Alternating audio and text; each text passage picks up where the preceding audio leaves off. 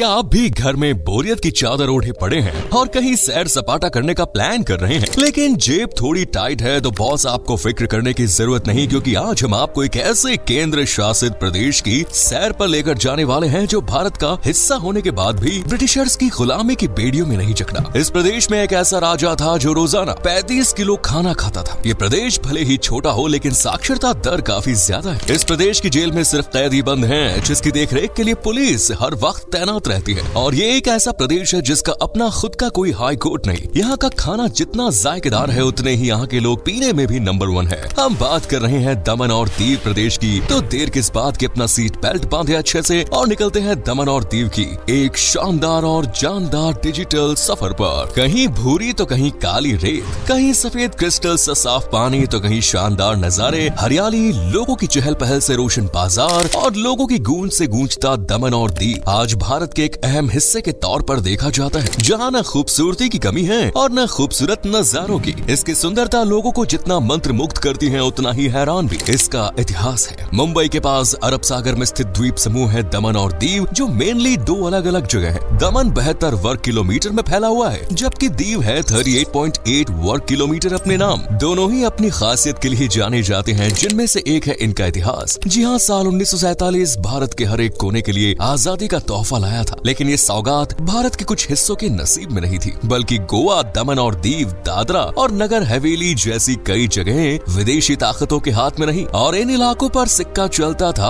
पुर्तगालियों का, जिन्होंने अपनी ताकत के दम पर इन इलाकों में ब्रिटिशर्स को घुसने नहीं दिया। इसीलिए भारत ने पहले ही ब्रिटिशर्स का जुल्म सहा हो, लेकिन इन इलाकों में ब्रिटिशर्स अपनी हुकूमत नहीं जमा सके। लेकिन साल 1961 में भारत ने गोवा, दमन और दीव, दादरा और नगर हवेली को अपने अधिकार में ले लिया, और इस तरह ये तीनों जगहें भारत के ही एक अंग के रूप में शामिल हो गए। पहले दमन और दीव दोनों गोवा का ही पार्ट माने जाते थे, लेकिन फिर गोवा को 30 मई 1987 में एक अलग राज्य का दर्जा दिया गया और दमन और दीव को एक अलग केंद्र शासित प्रदेश के रूप में मान्यता दी गई। लेकिन फिर सरकार को कुछ खास जचा नहीं, और इसीलिए साल 2020 में दमन और दीव के साथ जोड़ दिया गया दादरा और नगर हवेली को। और अब दादरा और नगर हवेली और दमन और दीव ये एक केंद्र शासित प्रदेश के तौर पर देखे जाते हैं। दमन को 2 भागों में बांटा गया है, और इसे बांटने वाली नदी का नाम है दमन गंगा, जिसका पहला हिस्सा है मोटी दमन और दूसरा हिस्सा है नानी दमन। मोटी दमन का मतलब है बड़ा हिस्सा, जबकि नानी दमन का अर्थ है छोटा हिस्सा। लेकिन खूबसूरती में दोनों ही बेमिसाल है। अगर आप यहाँ की सैर करने का प्लान कर रहे हैं, तो भाषा में आपको कोई दिक्कत नहीं होने वाली, क्योंकि यहाँ गुजराती, हिंदी, अंग्रेजी, कोंकणी और मराठी जैसी कई भाषाएं आप सुन सकते हैं। दमन और दीव भी भारत के कई हिस्सों की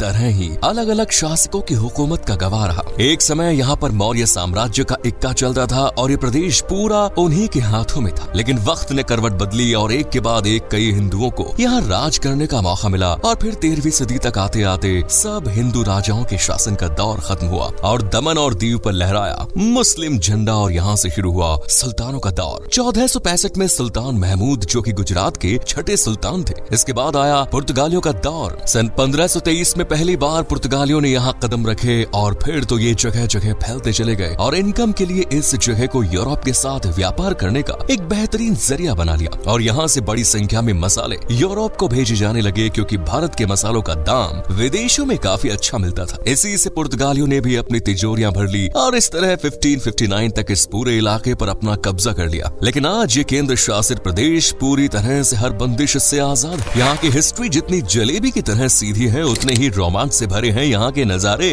खासकर दमन और दीव के। इसलिए यहाँ हर साल लाखों लोग अपनी छुट्टियां मनाने आते हैं। वैसे क्या आप जानते हैं दमन को अपना नाम कैसे मिला? दरअसल दमन और दीव में एक नदी बहती है, जिसका नाम दमन गंगा है, और इसी नदी के नाम पर दमन को भी अपना नाम मिला। वहीं दीव की बात करें तो इसके नाम की जो उत्पत्ति है, वो एक संस्कृत शब्द द्वीप से हुई, और द्वीप का अर्थ होता है आइलैंड। ये केंद्र शासित प्रदेश जितना सुंदर है, उतना ही शांत भी, क्योंकि यहाँ लोगों की भीड़ बहुत ही कम देखने को मिलती है। जी हाँ, यहाँ सिर्फ 4.03 लाख लोग ही निवास करते हैं, जिनमें सबसे ज्यादा हिंदुओं की संख्या देखने को मिलेगी, क्योंकि इस केंद्र शासित प्रदेश की पॉपुलेशन में करीब 90.50% हिस्सा हिंदुओं का है। वही प्रदेश का दूसरा सबसे बड़ा धर्म इस्लाम को माना जाता है, जिसके चाहने वाले 7.92%। इसके बाद ईसाई, सिख और भी कई धर्म फॉलो किए जाते हैं। इसलिए इस प्रदेश में आपको एक नहीं अलग अलग मजहबों को जानने और उनकी संस्कृति को पहचानने का मौका मिलेगा। और यहाँ धर्म की दीवार आपको कभी नहीं देखने को मिलेगी, क्योंकि यहाँ सब एक परिवार की तरह मिलजुल कर रहते हैं। इसीलिए ये क्षेत्र लोगों की हंसी ठिठोलियों से हमेशा गूंजता ही रहता रहता है और इनकी हंसी को बरकरार रखने का काम करती है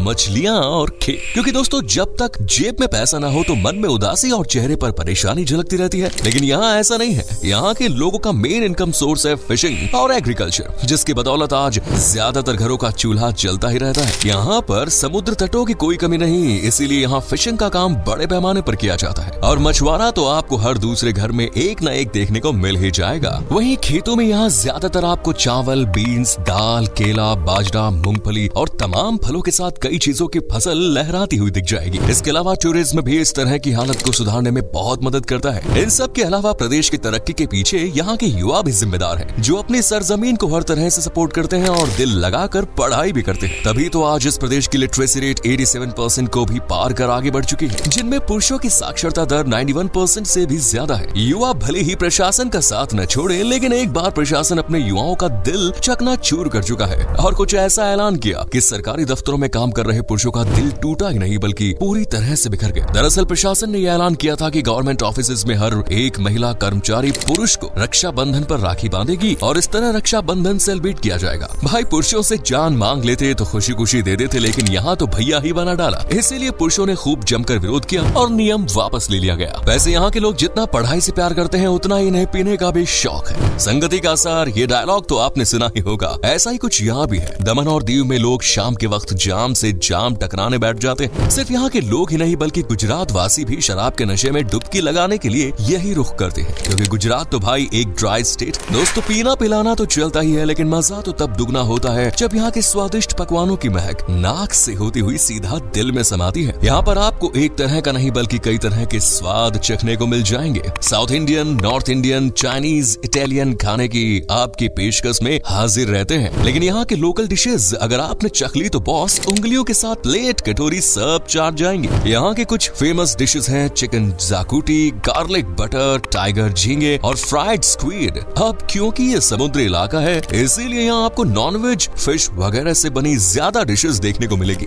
इतना ही नहीं, अगर आप गुजराती हैं तो गुजराती खाने का भी यहाँ फुल इंतजाम है। वैसे खाने से याद आया कि आप एक दिन में कितना खाना खा लेते हैं। आप जरूर सोच रहे होंगे कि ये एक ऐसा सवाल। दरअसल यहाँ एक ऐसे शासक भी रहे जो एक दिन में करीब 35 किलो खाना अपनी पोटली में उतार लेते थे। जी हाँ, 35 किलो। और इनका नाम था सुल्तान महमूद बेगदा, जिनके लिए कई लीटर दूध और कई दर्जन केले खाना तो जैसे चाय बिस्कुट की तरह था। और तो और जब सुल्तान सोते थे तो इनके पास 10 किलो समोसे बनाकर रखे जाते थे, ताकि जनाब को अगर रात में भूख सताए तो वो समोसे खाकर भूख शांत कर ले। वैसे क्या आपने कभी ऐसी जेल के बारे में सुना है जहाँ सिर्फ कैदी को रखा गया? यकीनन नहीं, लेकिन दमन और दीव में यह अजूबा देखने को मिलता है। और ये कैदी भी कोई अमीर तरीन शख्स नहीं बल्कि एक नॉर्मल सा इंसान है जो यहाँ अपनी बीवी को जहर देने की सजा काट रहा है। दोस्तों दमन और दीव में लोगों को न्याय दिलाने के लिए एक भी हाई कोर्ट मौजूद नहीं, बल्कि यहाँ के फैसले हाई कोर्ट ऑफ बॉम्बे में जाते हैं। इस प्रदेश में कई ट्राइब्स भी रहती है, इसीलिए यहाँ कई अलग अलग त्योहारों की धूम पूरे प्रदेश को चकाचौंध और रौनक से भर देती है। यहाँ दिवाली, ईद, दशहरा तो मनाया जाता है। इसके अलावा गरबा महोत्सव, Narali Purnima festival, folk dance festival, Ganga ji का मेला जैसे अन्य त्योहार भी